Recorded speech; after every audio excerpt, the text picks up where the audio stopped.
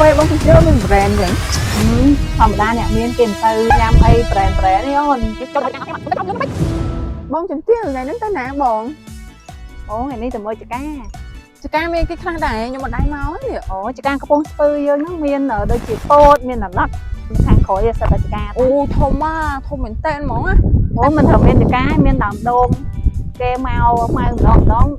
50-60ដើមអីចឹងណាអូយឮថាជិបដូចមានទឹកខ្នោតហូបទៀតមានទឹកខ្នោតស្រស់មានដល់មានទឹកខ្នោតជូរអែមឥឡូវបងជំទាវហូបទឹកទៅណាបែបនេះហើយ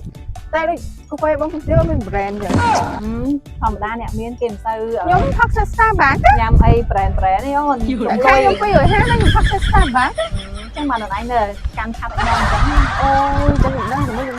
ខិតខំប្រឹងសេវបន្ថែមទៀតហ្នឹងហើយឥឡូវបងជំទាវអញ្ជើញចូលតាមយើងចូលទៅមើលចកាអស់គ្នាមកខ្ញុំទៅចោលលឿនខ្ញុំពេក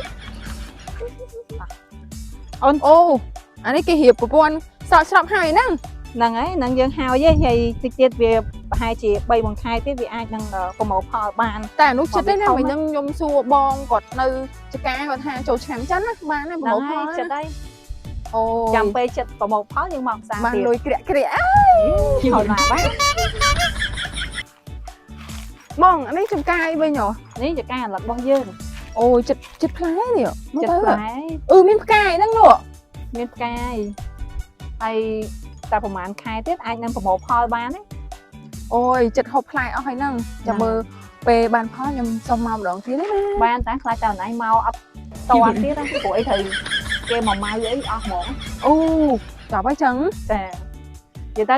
អាឡឹករបស់យើងតែឲ្យតែមានផ្លែគឺដឹងតែគេមកកក់មុនហើយអូមានទីសាអញ្ចឹងមានទីសាពិបាករកទីសានេះយើងចាំតែឈរយកលុយក៏បានដែរអូយកលុយក៏បានដែរអូឈរយកលុយទៀតឈរយកលុយនេះមិនគេឈរយកលុយយើងមើលគេទៅគេបានប៉ុន្មានផ្លែយើងគេមកអាចលុយគេបាញ់ចូលកង់ឬគេឲ្យលុយសុទ្ធគេបាញ់ចូលកង់ដែរម៉ៃនេះហើយបាញ់ដាក់កង់ខ្ញុំមួយហើយឲ្យគេបាញ់ចូលអីបងតែណាទៀតមានចំអីអួតខ្ញុំទៀតអូនោះពោតចកាអូដឹងបានហិតតាដែរបងនេះផ្លិចកាលនោះទិញយូរហើយអូបងជំទាវឯងដីខ្លួនឯងចាំចាក់ទីយកបាត់បងជំទាវអូកុំភ័យស្រុកនេះមានប្លង់រឹងតា